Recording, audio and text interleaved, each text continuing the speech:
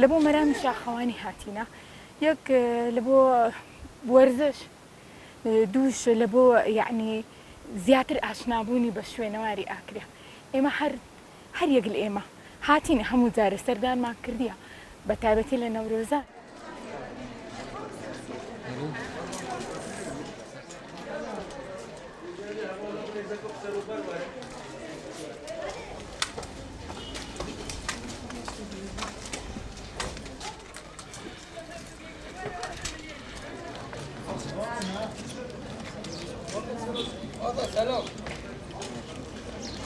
ما پی باشه وکو شهروانی آکلی و حکومت هری کردستان گرینگی ده تپارسنا اوان جه شینواری و گشت و گذاری بونده کو خلق باشه بدبینیتن دشن بجنی زور ولاتان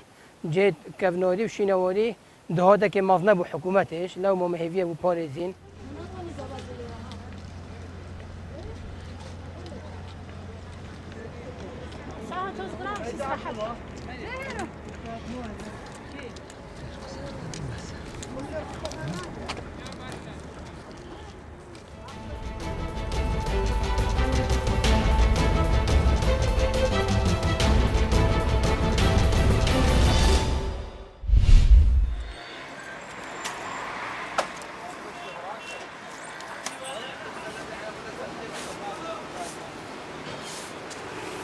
ئێستا غەرازەکان ئاغڵبی ئێرانی تورکیە براکەی باوکم ئێران و تورکیاش هەمووی گومر خۆیانە سەنن ئەمە یەک دووەم شتێشکا کە ئێستاکانە ئەم گومرگیاندانە ئەلێرانە یعنی کارتۆنێ ژینۆ جاران 130,000 بوو ئێستاکانە 20,000 دینارە 7,000 چۆتە سەری فەردێ ئارد 21,000 و 28,000 یعنی ئەو گومرگە چۆتە سەری ڕاستە بەڵام ئەوە نییە مەسەلەس تاجرش لە خۆیانشیوێ مەسەلەن گومرگ 2,000 چۆتە سەری 3,000 تاجر 3,000 خسۆتە بەسەری یعنی بتێنێت استقلال وەزعەکەیە یاران ئاردە چاکەکەمانە سێن لە بازار بە 21,000 بە 22,000 شەرتینە ئەکرایەنە ئێستاکە بە 23 و بە 27 و 28 ئەم گومرکەیە کراوەتە سەری ئەڵێ هەر شتێک و 4,000-5,000 هاتۆتە سەری یەکەژگاتە دوکان گرانترە بێ هەر ترێلێک 50 بۆ 60 وەرەقە لێسەنن ئەمە زەرەری هاوڵاتیانە چونکی هاوڵاتیان بازەکەیدەن من هیوادارم حکومت چای لەمە بخشێنێتەوە ئێستا من چوومەتە بازاری بکەم بۆ تەماتە و میوەشتیوە هەر دانەی 1000 بۆ 1500 هاتۆتە سەری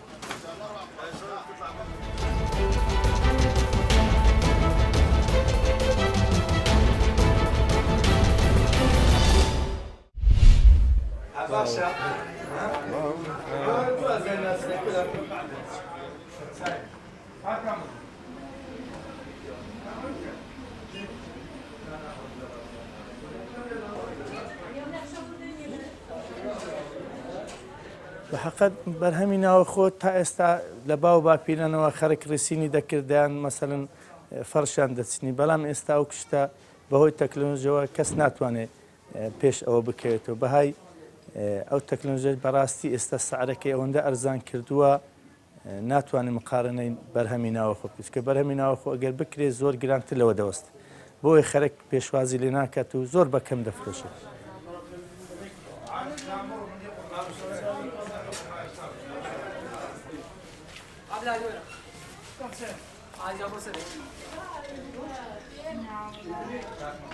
بازارەکە ئێمەش بە زۆری پاییزانە خەڵک بەرە و زستان و سەرما دەڕوات